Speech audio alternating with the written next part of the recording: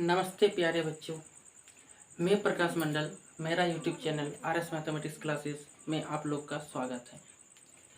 तो चलिए आज हम लोग जो एक न्यू टॉपिक के बारे में पढ़ने जा रहे हैं उसका नाम है इंटीग्रेशन, हिंदी में कहे तो समाकलन। ये चैप्टर कैलकुलस का एक बेहद इम्पोर्टेंट चैप्टर है जो कैलकुलस को आगे बढ़ाने में अहम भूमिका निभाते हैं। सबसे पहले आपको यह समझना होगा कि इंटीग्रेशन जो हम लोग पढ़ेंगे एक्चुअली में इंटीग्रेशन है क्या, इसके बारे में बातचीत कर लेंगे। इंटीग्रेशन पढ़ने का जरूरत क्यों पड़ा, या तो इंटीग्रेशन बेसिकली होता क्या है। तो इंटीग्रेशन पढ़ने के लिए सबसे पहले आपको इससे पहले डिफरेंशिएशन का नॉलेज होना चाहिए। मैं डिफरेंशिएशन का लगभग टॉपिक पूरा कर चुका हूं और आप लोग का यूट्यूब में हर एक टॉपिक आपको मिल जाएंगे। आप मेरा यूट्यूब चैनल में जाके देख सकते हैं। तो चलिए सबसे पहले मैं इंटीग्रेशन के बारे में बातचीत करता हूं कि ये इंटीग्रेशन बेसिकली होता क्या है, कहाँ से आया इंटीग्रेशन, या तो इंटीग्रेशन का जरूरत क्या पड़ा। मैं एक एक करके इस वीडियो में आपको क्लियर करूंगा। आप वीडियो में पहले से अंत तक बने रहे और देखते हैं इंटीग्रेशन में एक्चुअली में है क्या।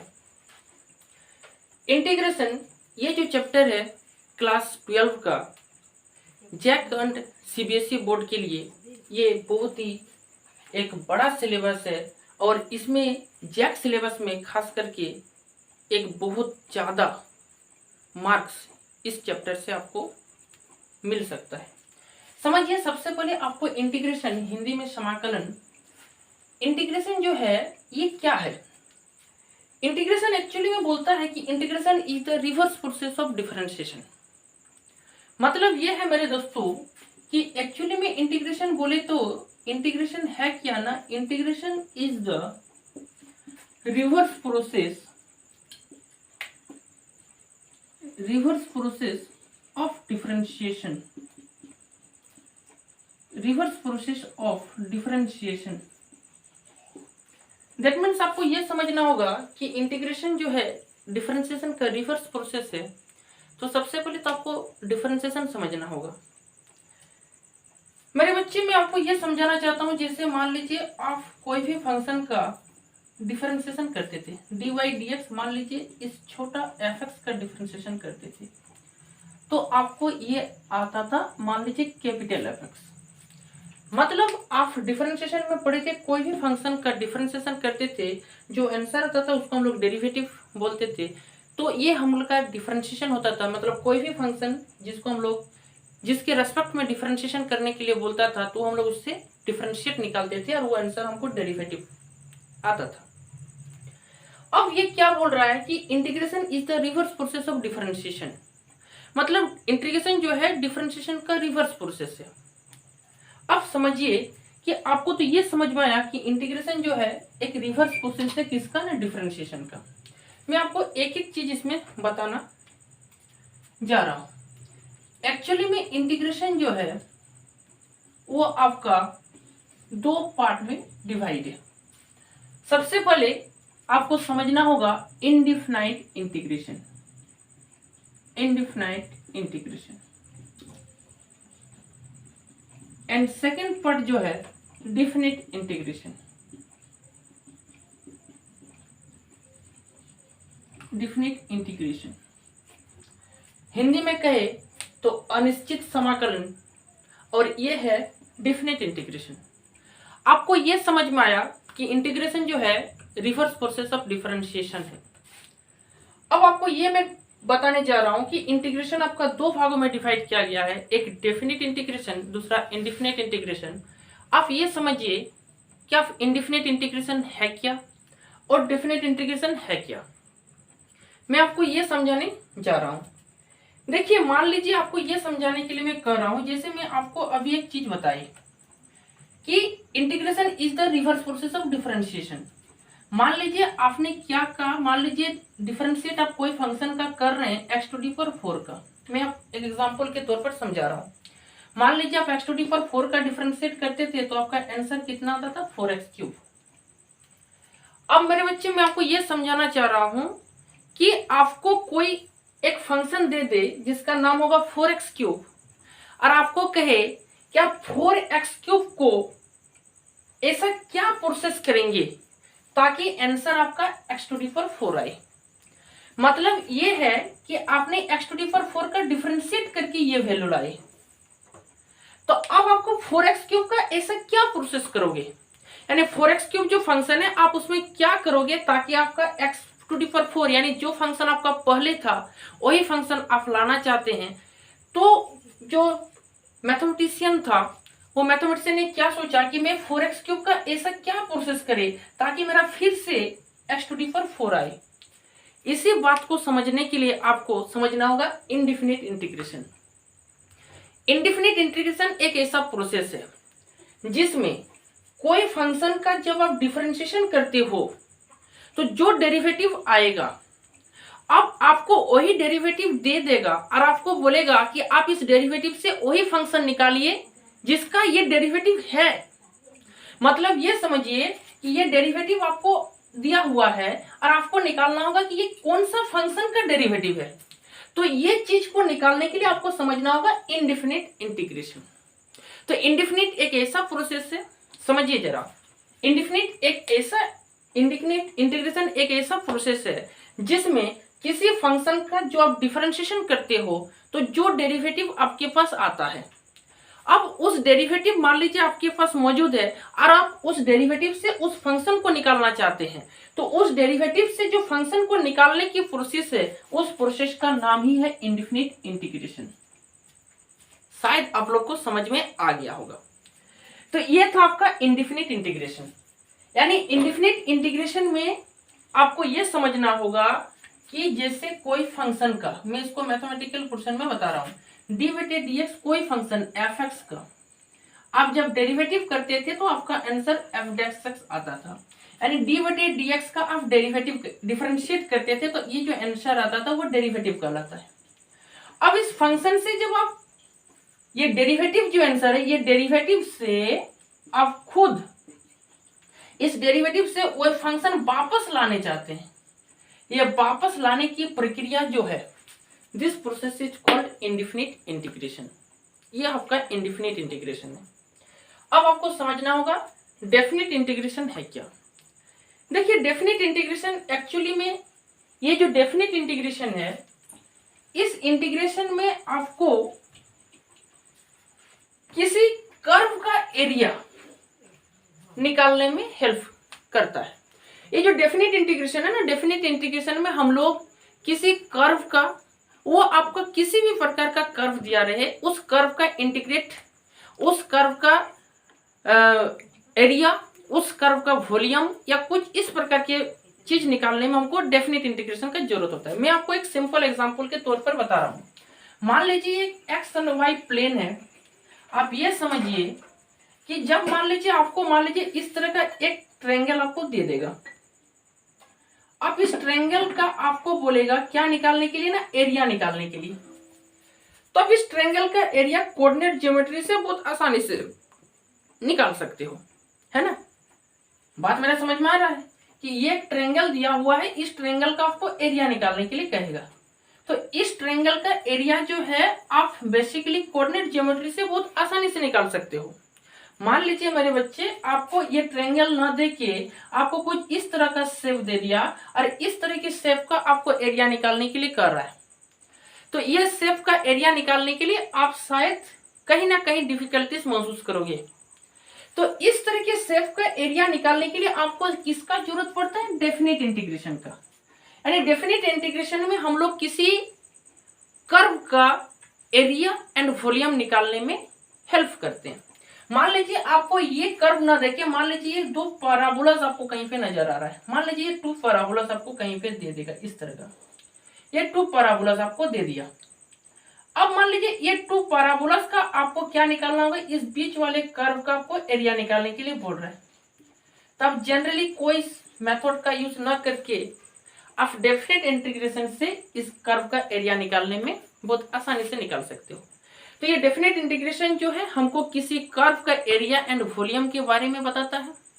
और ये इंडेफिनिट इंटीग्रेशन जो मैं आपको बताए वो इंडेफिनिट इंटीग्रेशन आपको ये चीज बताने में हेल्प करता है। शायद आपको ये दोनों चीज के बारे में क्लियरली समझ में आ गया होगा।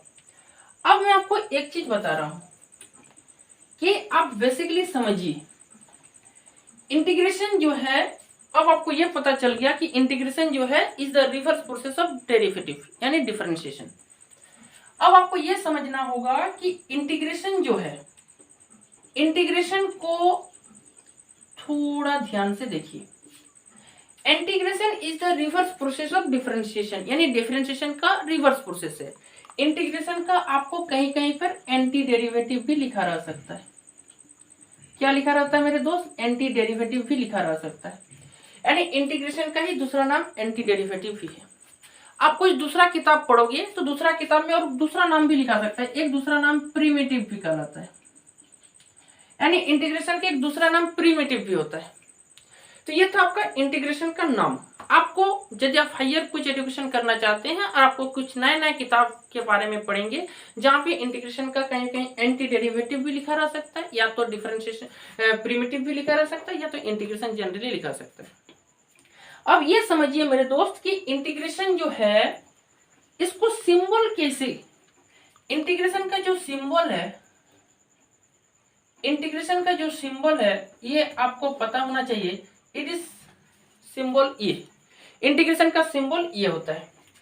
एक्चुअली में इंटीग्रेशन ये छोटा एस जो है ना, आप इस दोनों साइड को टान दीजिए या तो खींच दीजिए तो ये आपका एस आ जाएगा, यानी ये इंटीग्रेशन का सिंबल होता है। आप मेरे बच्चे समझिए, इंटीग्रेशन में होता क्या है, मान लीजिए यहाँ पे कोई फंक्शन रहेगा और इसके बगल में ये dx रहेगा।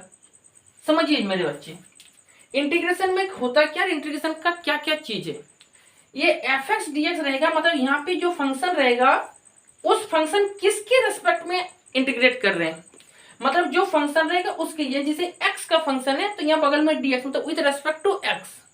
क्योंकि आपने क्या कहा कि integration is a reverse process of differentiation. Differentiation आपको पता था कि फंक्शन x का है तो डेरिवेटिव x के रेस्पेक्ट में करोगे, यानी ये fx dx का यदि मान लीजिए इंटीग्रेट करोगे तो आंसर जो आएगा इसको हम लोग क्या बोलेंगे, इंटीग्रल ऑफ fx। देखिए मेरे बच्चे समझने की कोशिश कीजिए, मैं आपको क्या बता रहा हूं कि जैसे मान लीजिए fx dx का जो इंटीग्रेट करोगे, इंटीग्रेट करने के बाद जो वैल्यू आएगा वो आएगा इंटीग्रल ऑफ fx। ये तो आपको पता गया symbol of integration, symbol of integration समझने की कोशिश कीजिए, सिंबल ऑफ इंटीग्रेशन। ये जो fx है, जिस फंक्शन का आप इंटीग्रेशन करोगे इसका नाम होता है इंटीग्रैंड। क्या नाम होता है? Integrand, integrand. और ये जो dx है विद रेस्पेक्ट टू, जिस फंक्शन का है किसके रेस्पेक्ट में, विद रेस्पेक्ट टू, किसके रेस्पेक्ट में ना, x के रेस्पेक्ट में, जो आंसर रहेगा उसको इंटीग्रल कहेंगे। And this process is called, ये जो अपने प्रोसेस कर रहे हैं, किस प्रोसेस कर रहे हैं, इस प्रोसेस का ही नाम है इंटीग्रेशन। इस प्रोसेस का नाम क्या है? इंटीग्रेशन। तो मेरे बच्चे आप क्या क्या समझे कि इंटीग्रेशन में आपको क्या दिखाएगा, जिस फंक्शन का इंटीग्रेशन करोगे उस फंक्शन का नाम होता है इंटीग्रांड। किसके रेस्पेक्ट में? dx के रेस्पेक्ट में, मतलब x के रेस्पेक्ट में, with respect to x। This is the symbol of integration. जो आंसर आएगा, रिजल्ट जो देगा, ये रिजल्ट कहलाता है integral of fx। Indefinite integration में हमेशा लास्ट में एक सी टर्म देना पड़ता है, जो हम लोग प्लस सी का यूज करेंगे। क्यों करता है मैं आपको बताता हूं, लेकिन इसका भी नाम होता है इसका जो नाम होता है, इसका नाम होता है इंटीग्रल कांस्टेंट, इंटीग्रल कांस्टेंट। तो मेरे दोस्त आपने कितना नाम सीखे, एक तो इंटीग्रैंड सीखे, साइन ऑफ इंटीग्रेशन सीखे, with respect to x, integral of fx and integral constant. ये होता है इंटीग्रेशन का पार्ट। तो आपको ये चीज समझ में आ गया। जैसे मैं आपको यहाँ पे दिखा रहा हूं, जैसे आपको मान लीजिए कुछ इस प्रकार का इंटीग्रेशन करने के लिए मिलेगा, ये मान लीजिए इसका जो आंसर आएगा, this is the sign of integration, this part of integrand with respect to x, this answer is called integral of this, and this is called integral constant, and this process is called integration. Understand? समझ में शायद आपको आ गया होगा। This is called integration. ये आपका integration का part था। अब मैं आपको इससे आगे चल रहा हूं और देखिए समझाने की कोशिश कर रहा हूं।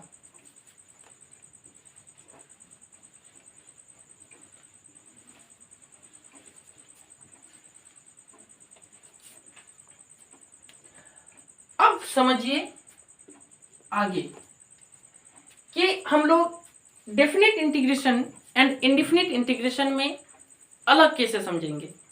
किसको डेफिनेट इंटीग्रेशन कहेंगे, किसको इंडेफिनिट इंटीग्रेशन कहेंगे। तो इंटीग्रेशन जो है इसका 2 भाग में डिवाइड किया गया है। एक भाग को इंडेफिनिट इंटीग्रेशन बोले and second part is called definite integration.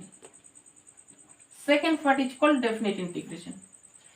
Indefinite integration symbol by this is, ये आपको इंडेफिनिट इंटीग्रेशन का सिंबल मिलेगा। एंड डेफिनेट इंटीग्रेशन जो सिंबल रहेगा मेरे दोस्त, ये आपका सेम रहेगा, सिर्फ यहाँ पे कुछ लिमिट आपको नजर आएगा। ये लिमिट आपको नजर आएगा। मैं आपको अभी अभी थोड़ा देर पहले बताए कि डेफिनेट इंटीग्रेशन का यूज किसी भी कर्व का एरिया वॉल्यूम निकालने के लिए यूज होता है। तो आप जिस कर्व का एरिया वॉल्यूम निकालेंगे, जिस कर्व का एरिया वॉल्यूम निकालेंगे वो किस एक्सिस पे मौजूद है, उस एक्सिस का आपको यहाँ पे देना पड़ेगा लिमिट कि आप किस एक्सिस में निकाल रहे हैं। हो सके मैं आपको थोड़ा देर के लिए बताता हूं। मान लीजिए, देखिए मान लीजिए अब ये आपको एक चीज बताते हैं कि यहाँ पे आपको दिया रहेगा F Y D Y, function y का रहेगा तो बगल में dy रहेगा। तो मान लीजिए मैं कर्व बता रहा हूं, इस तरह के कर्व है, इस कर्व को आपको इंटीग्रेट करना है। तो ये तो आपको x एक्सिस में दिख रहा है, तो इस कर्व को एरिया निकालने के लिए हम लोग एफ एक्स डी एक्स का यूज करेंगे और उस कर्व का जो लिमिट यूज करेंगे वो लिमिट यूज करेंगे यहाँ पे।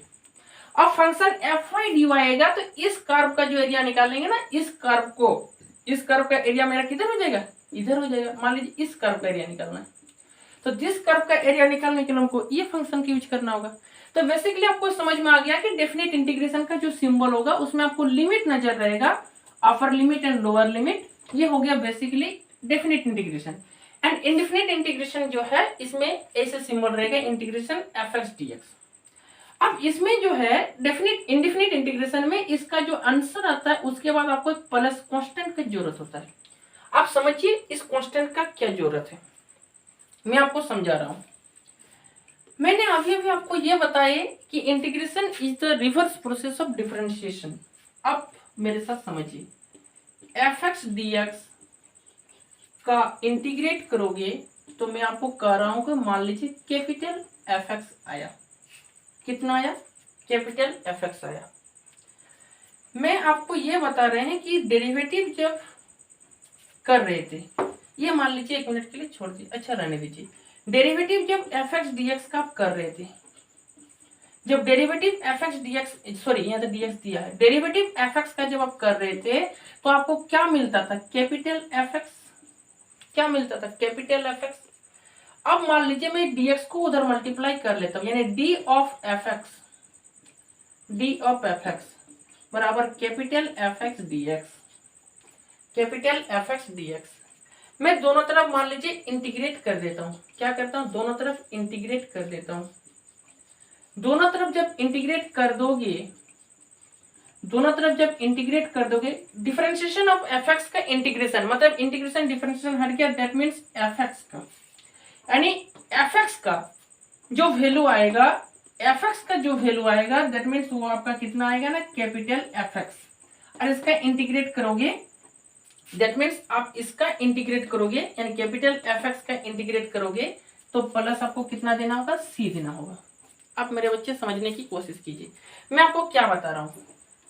मैं आपको ये बता रहा हूं कि मैंने अभी भी आपको ये बताया कि differentiation is the reverse process of integration. मान लीजिए एक्स टू डी पर 4 का आप डिफरेंशिएशन कीजिएंगे तो कितना आएगा, 4x³ आएगा। अब मान लीजिए डेरिवेटिव आप एक्स टू डी पर 4 + 1 का करेंगे तो भी आपका 4x³ आएगा।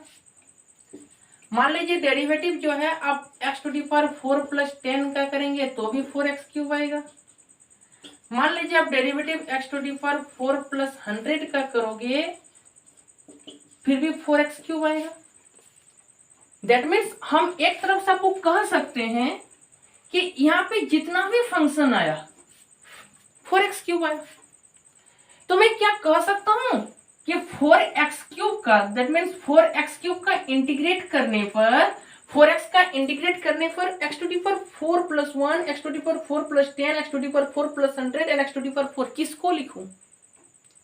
किसको लिखूं दैट मीन्स ये हमको ये पता चल रहा है कि डिफरेंशिएशन में मेरा कहीं ना कहीं कुछ कांस्टेंट का जरूरत है। दैट मीन्स कहीं ना कहीं कांस्टेंट का डेरिवेटिव करने के बाद मेरा जीरो कहीं ना कहीं फंक्शन पे हो गया होगा। दैट मीन्स हमको ये समझ में आना चाहिए कोई भी इंडिफिनिट इंटीग्रेशन में कहीं ना कहीं डेरिवेटिव में कांस्टेंट का जरूरत है। दैट मीन्स 4x क्यूब का आप जब इंटीग्रेट करोगे तो x टू दी पावर 4 आएगा, 4x क्यूब का इंटीग्रेट करोगे तो ये भी आएगा। तो किसको लिखो दैट मीन्स ये डेरिवेटिव करने के बाद कहीं ना कहीं कांस्टेंट था। दैट मीन्स जब इसका इंटीग्रेट करोगे तो इसका इंटीग्रेट जब करोगे तो x to the power 4 plus c देना पड़ता है, वो कांस्टेंट इंटीग्रल कांस्टेंट कहलाता है। दैट मीन्स हमको पता नहीं है कि डेरिवेटिव में ये कांस्टेंट कहीं ना कहीं जीरो हो गया होगा डेरिवेटिव होने के बाद, तो वो c इसलिए देते हैं ताकि मेरा वो कांस्टेंट कहीं ना कहीं क्या करे उस इक्वेशन को डिस्टर्ब ना करे। मतलब ये बता रहे हैं ये जो फंक्शन है ये जो कोई फंक्शन है this is the function of any curve. अब ये कांस्टेंट जो है ये कांस्टेंट मतलब मान लीजिए x टू दी पावर 4 है, ये जो कोई कर्व है इस कर्व को तो कोई चेंज नहीं करेगा, लेकिन ये +1 +10 ये कांस्टेंट दे रहा है। दैट मींस ये x एक्सिस y एक्सिस में कहीं ऊपर नीचे आपको क्या करेगा, ये कर्व आपको ऊपर नीचे हो सकता है लेकिन इस फंक्शन में कहीं चेंज नहीं होगा।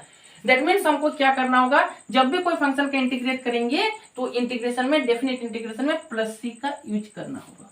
शायद आप लोग को समझ में आ गया होगा।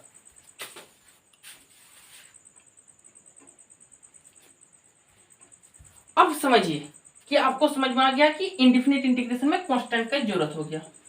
तो ये आपका बेसिकली इंटीग्रेशन का definite integration, indefinite integration, integral constant, ये आपको टोटल बेसिक नॉलेज जो चाहिए था डिफरेंस इंटीग्रेशन में आपको समझ में आ गया होगा, है ना मेरे दोस्तों। अब समझिए कि अब आपको इंटीग्रेशन करने के लिए कुछ बेसिक इंटीग्रेट फॉर्मूला चाहिए। वो इंटीग्रेट फॉर्मूला क्या है, तो सबसे पहले आपको ये समझना होगा, मैं आपको यही बताया अभी थोड़ा देर पहले कि integration is the reverse process of differentiation. यानी जो डेरिवेटिव में जो डिफरेंशिएट में फॉर्मूला का यूज किया उसी का हम लोग रिवर्स प्रोसेस कर देंगे तो इंटीग्रेशन में काम लगेगा। दैट मीन्स मैं आपको समझाने के लिए चाह रहा हूं। सबसे पहले मैं डिफरेंशिएशन का फॉर्मूला को देखता हूं कि differentiation of sine x, differentiation of sine x क्या था मेरे दोस्त, differentiation of sine x cos x, differentiation of cos x क्या था माइनस साइन एक्स, है ना। डिफरेंशिएशन ऑफ tan x क्या था sec square x, differentiation of cot x क्या था minus cosec square x, differentiation of sec x क्या था sec x into tan x, differentiation of cosec x क्या था differentiation of cosec x minus cosec x into cot x. ये मैं differentiation का formula लिखने का एक ही मतलब है, मैं अभी आपको कहे कि integration is the reverse process of differentiation. इसका मतलब ये है कि आप इंटीग्रेशन यदि कॉस एक्स का करेंगे, इंटीग्रेशन यदि आप क्या करेंगे यानी ये साइन एक्स का डिफरेंशिएशन जब कॉस एक्स है, दैट मीन्स आप ये समझिए साइन एक्स का जब डिफरेंशिएशन cos x है तो cos x का इंटीग्रेशन करने पर क्या मिलेगा साइन x मिलेगा, cos x का इंटीग्रेशन करने पर क्या मिलेगा साइन x मिलेगा। cos x का डिफरेंशिएशन जब माइनस साइन x है दैट मीन्स साइन x का इंटीग्रेशन करेंगे तो माइनस cos x मिलेगा, ये माइनस तब इधर आ जाएगा। अब sec स्क्वायर x का डिफरेंशिएशन इंटीग्रेशन करेंगे तो क्या मिलेगा tan x मिलेगा। दैट मीन्स हम ये कह सकते हैं कि integration of sine x equal to minus cos x and ये प्लस सी देना होगा। It is an indefinite integration, integral constant is must. अब मान लीजिए इंटीग्रेशन cos x आपको पूछे तो इंटीग्रेशन cos x जब पूछे तो कितना होगा, sin x होगा। समझने की कोशिश कीजिए। इंटीग्रेशन sec स्क्वायर x आपको पूछता है, तो आपको कितना हो जाएगा, tan x प्लस सी होगा।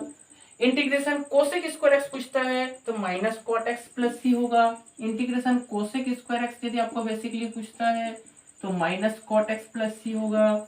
Integration sec x tan x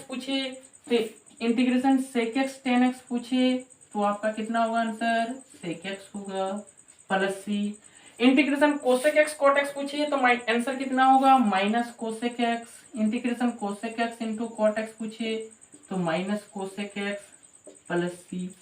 तो मैं आपको जो प्रोसेस बताए कि integration is the reverse process of differentiation, यानी आप यदि डेरिवेटिव का फॉर्मूला याद रखते हैं तो इंटीग्रल का फॉर्मूला याद रखने में कहीं दिक्कत नहीं है। जो भी डिफरेंशिएशन का फॉर्मूला था वो आपको यहाँ पे समझ में आ रहा है।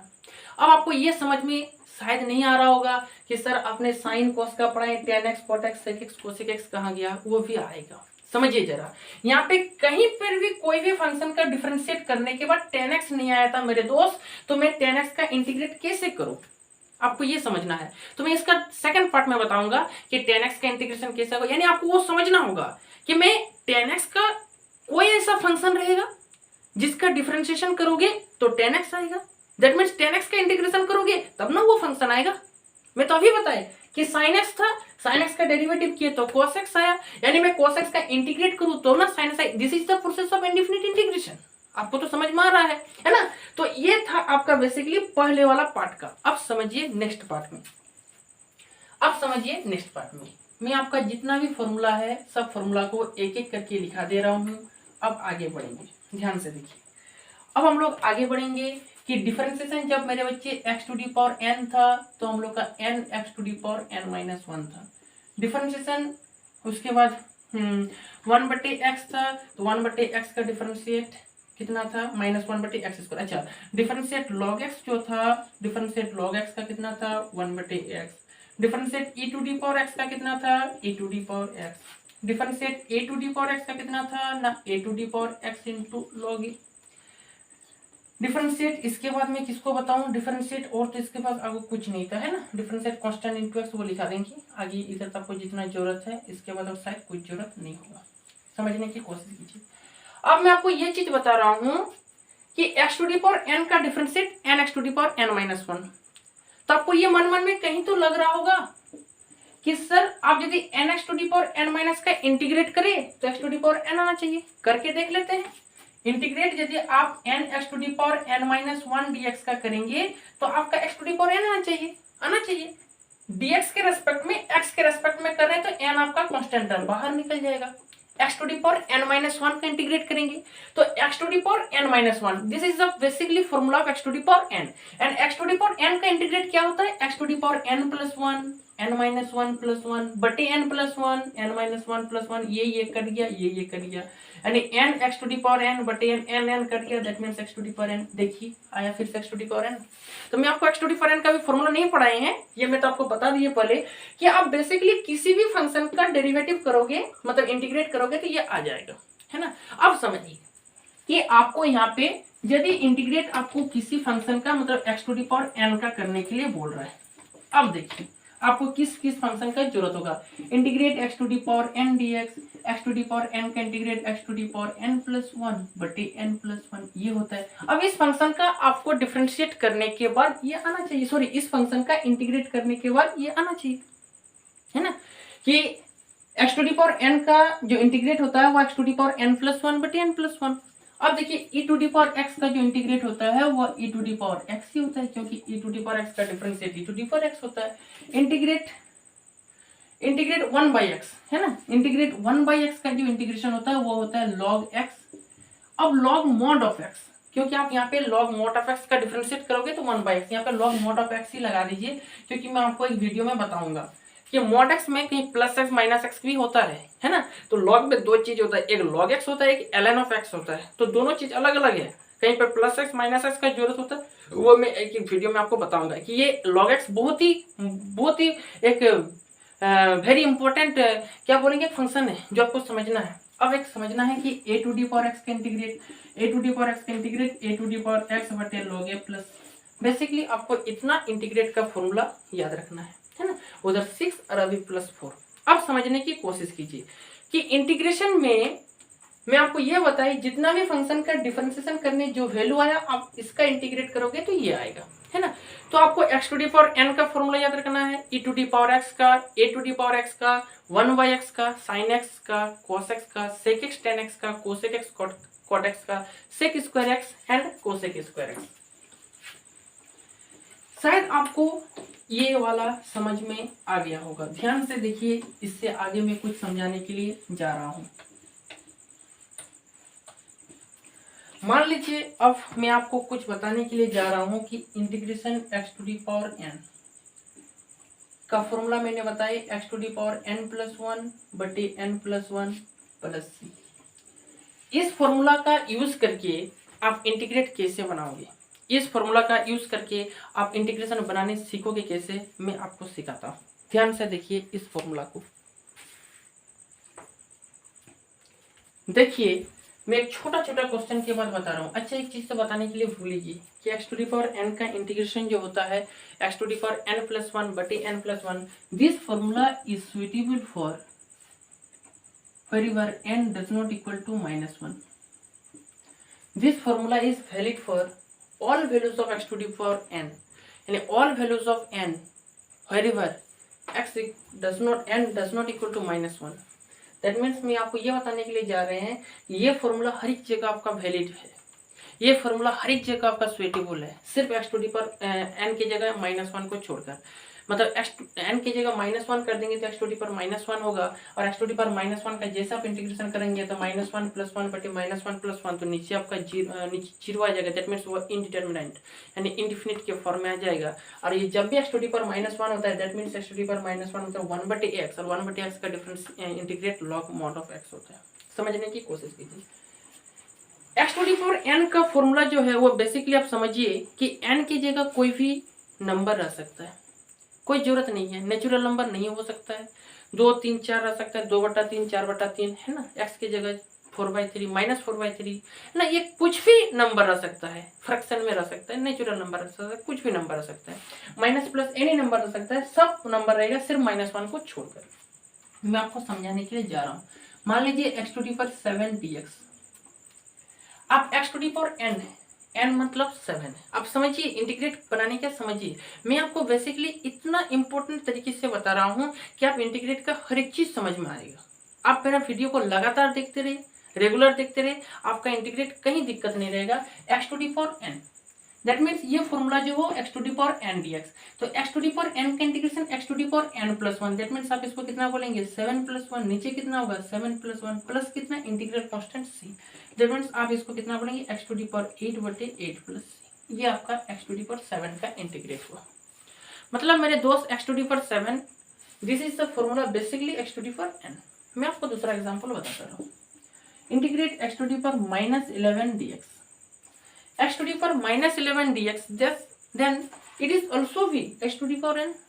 तो x to the power n का डिफरेंशिएट में अभी इंटीग्रेट में अभी बताएं कि x to the power n+1 बटे में n+1 और प्लस कितना c होगा, that means x to the power -10 बटे -10 प्लस c। इंटीग्रेट कांस्टेंट तो आपको देना ही पड़ेगा। मैं x to the power n का जितना भी टाइप का क्वेश्चन हो सकता है आप हर एक टाइप को समझिए। मान लीजिए x to the power n की जगह मैं एक एक करके एग्जांपल दे रहा हूँ। x to the power n की जगह 7/3 रहता है, दिस इज भी also x to the power n where n equal to 7/3। तो इस आंसर जो होगा x to the power n+1 that means 7/3 + 1, नीचे हो गया 7/3 + 1 प्लस कितना होगा इंटीग्रल कांस्टेंट c।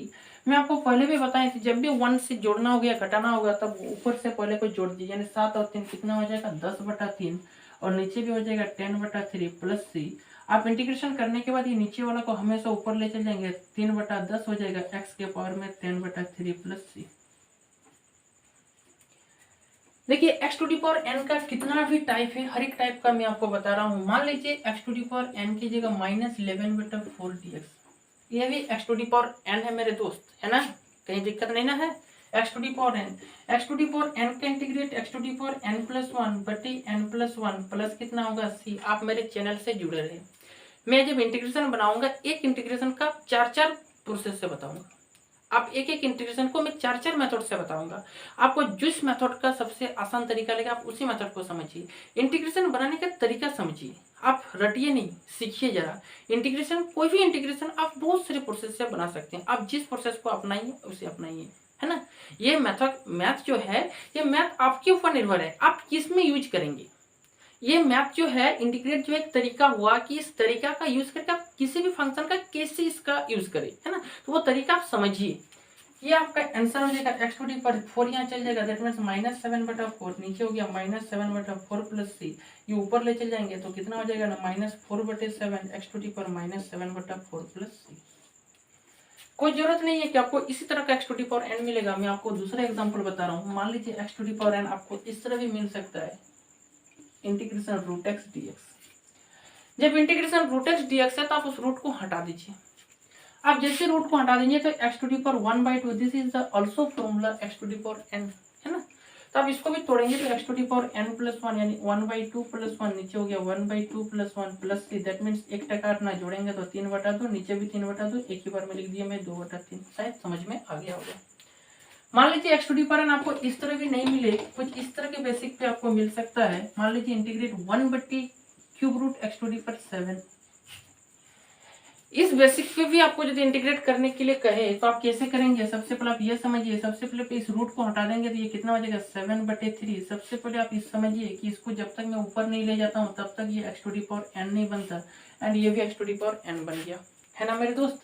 अब इसका इंटीग्रेट करोगे तो x to the power n plus 1 नीचे हो गया x to the power n plus 1। आप इसको इंटीग्रेट आप करने आता है तो मैं आपको ये x to the power n का जितना भी टाइप का था मैं इस टाइप को समझाइए कि x to the power n मतलब x के पावर में n, where n equal to any number, है ना। x to the power n मतलब x to the power n। अब मान लीजिए x to the power n इस टाइप का न रह के कुछ दूसरा टाइप का रह सकता है। मान लीजिए integration x to the power a, this is also x to the power n। इसका इंटीग्रेट करोगे तो x to the power a plus 1 नीचे हो गया a प्लस 1 प्लस कितना हो गया c, है ना। तो x to the power n की जगह आपका कुछ भी रह सकता है। तो आपका इस तरह का कुछ भी फंक्शन यदि रहे तो आप ये x to the power n के फंक्शन से बनाएंगे। आप ये पहला फॉर्मूला में आपको बताइए x to the power n का। ये मेरा इंटीग्रेशन का पहला वीडियो है। इस वीडियो में आप शुरू से लास्ट तक यदि देखेंगे तो आपको बहुत कुछ समझने को मिलेगा। ये तो पहला वीडियो था, आगे मैं एक एक करके वीडियो अपलोड करता रहूंगा। और मैं क्लास 12 का RS अग्रवाल बुक का टोटल सॉल्यूशन, है ना, डिफरेंशिएशन का मेरा वीडियो अपलोड किया हुआ है। क्लास 12 RS अग्रवाल बुक का क्लास 12 का डिफरेंशिएशन का टोटल वीडियो मेरा यूट्यूब में अपलोड किया हुआ है। आप एक एक करके देख सकते हैं, चैप्टर वाइज सीरियल वाइज करके दिया हुआ है। आप एक एक वीडियो को देखिए और नोट आउट करिए, समझिए, ठीक है। तो आज यहीं तक रहने देते हैं, मिलते हैं नेक्स्ट वीडियो में। तब तक के लिए bye bye, thank you, take care, धन्यवाद।